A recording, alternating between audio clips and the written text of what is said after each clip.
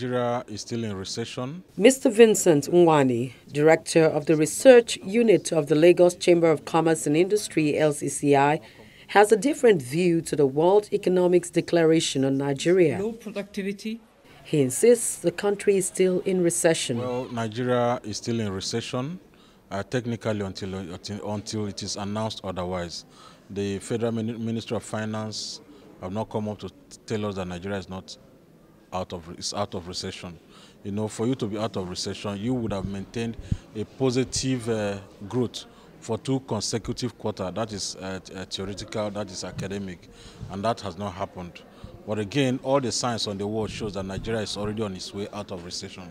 So for this news to come from an independent international organization, give comfort to those of us that are operators in this economy, and to also foreign investors that are looking into Nigeria on what the future holds for us. So it's a comfort, but technically Nigeria is still in recession, but hopefully we're going to be out of recession at the end of the day. So the parameters are positive. We're also tracking our own numbers.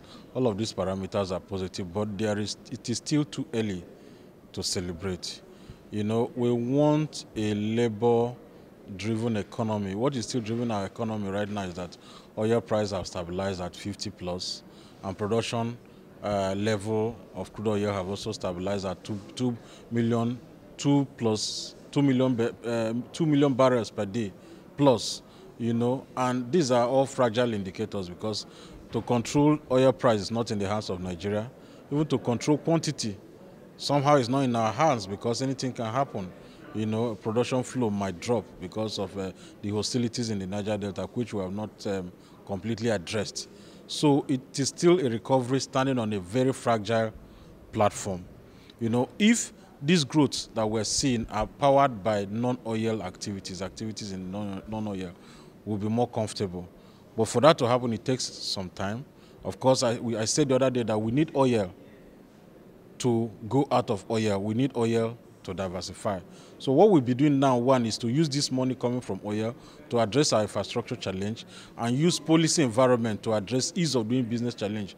Only in doing that, we will be able to ride on the sustainable growth, and that is the growth not from oil and oil derivative, but from non-oil sector, from export of processed and value-added agricultural products. For him, the government needs to work more on the ease of doing business, as investment can only thrive better in a conducive environment. Yeah, we're very happy with a new wave of our attention on the government to address the difficult ease of doing business in Nigeria. The last report from the World Bank Ease of Doing Business ranked Nigeria at 169 out of 186 countries as far as doing business is concerned. This is very poor, and government have come up with their payback mandates and targets for 60 days, for 90 days, for 180 days. So these are all good news that government is looking at addressing our ease of doing business. But a lot still need to be done. At the Lagos Chamber of Commerce and Industry, we are tracking feedbacks. Last week, Friday alone, we organized what we can call ease of doing business feedback tracking, and we still realize that a lot of work still need to be done sector by sector by sector.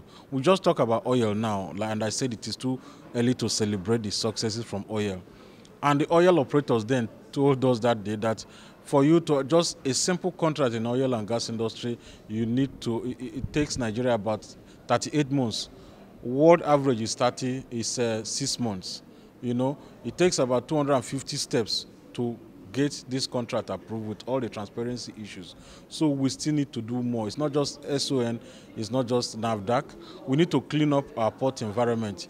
It takes about, the standard is that you have to clear goods that land in your port in 48 hours. In some countries it's 6 hours. Nigeria, it takes us 7 to 14 days depending on the circumstances. So we need to do a lot, but we have started.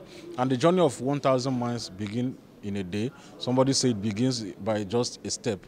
So we are making progress, but there is still a lot that needs to be done. In addition to this, Mr. Nwani demands that the 3-year economic recovery and growth plan launched by the federal government to stabilize the system be implemented without further delays. Yeah, the ERGP, that's the Economic Recovery and Growth Plan that have recently launched by the President, It's also a step in the right direction, and we celebrate the effort of government to come up with that plan. At least for the first time, we have something tangible that we can work on and track as far as this administration is concerned. It is late, but they say that it is better late than never. In terms of implementation plan, we are still waiting for government implementation plan. We were told that they will publish the implementation program and all of those. We are still waiting for that. But even at that, there are trusts, or what we can call indicators, that will make that plan to succeed. And we're tracking those indicators. And one of those indicators that are very close to our heart is that the harmonization of monetary and fiscal policy framework or target. That is, the fiscal policy wants monetary policy to drop interest rates, reduce interest rates. That we're not seeing coming from CBN for now. So that is a challenge. Flexible exchange rate. These are some of the assumptions in that report or in that policy that will make it to work. Flexible exchange rate. In that condition, it means that central bank have to relax their hold on this exchange rate, such as the 41 items, such as a repatriation of export proceeds, ability of owners of export proceeds to use their money for what they want to use it for. And incentivize inflow of foreign exchange into the country and get diaspora income to flow again, get greenfield and brownfield investment to flow again. These we are not yet seeing. So some key indicators and some key assumptions in that economic recovery and growth plan are very profound. And if you abuse that, it means that the plan, you cannot even achieve your target. So we are still monitoring that, but so far we are yet to see the implementation plan, and we're yet to really see something we can track as far as outcome is concerned. The growth focus of the World Bank or the IMF is also consistent with Nigeria's own focus in the economic recovery and growth plan. So they are consistent. All we're interested in is not just growth, but sustainable growth. Growth powered by non-oil. That is what we're interested in. Growth can come just because what you've done last year is higher than what you from oil, because everything is fairly looking up or stable as far as oil production and prices are concerned now. So that growth, we don't really bother about it. We've been having that about development. So we're looking for sustainable growth. We're looking for inclusive growth. That is the growth we're looking for, not just growth for growth's sake. Nigerians are not interested in growth. We're interested in robust, sustainable, non-oil growth. Nigeria's Human Development Ranking has remained static at 152 out of 188 countries. This is in spite of a 13% increase in index recorded between 2005 and 2015. This is according to the 2016 UNDP Human Development Report, which calls for the implementation of necessary policies to benefit the citizens, including reducing starvation among children, especially in the Northeast. The government of the All Progressives Congress had promised 3 million jobs per year, but according to the National Bureau of Statistics in December 2016, the country's unemployment rate has risen from 13.3% to 13.9%. Now, the president is in touch. He has the Nigerian masses in his heart. This is the first administration in the country that has started a social investment scheme that is appropriated and for which there is care for the lowest of the low, the poorest of the poor, and the unemployed and all of that. It's a caring government. We met a messy situation, and they know what they left behind. So we're trying to fix all of that. It's security, we are almost 100% there. The anti-corruption, these guys were they're just sharing the money among themselves. That can't continue for a country to grow.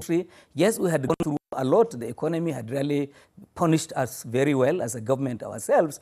However, all of the efforts that have been put in place, they are coming together. The stability in the Delta and the better management of the foreign exchange and the wonderful performance of agriculture. This country in 3 years will export food. As the federal government targets a growth rate of 7% by 2020, the United Nations believes that a focus on the distribution of wealth and growth will enhance human development in the country.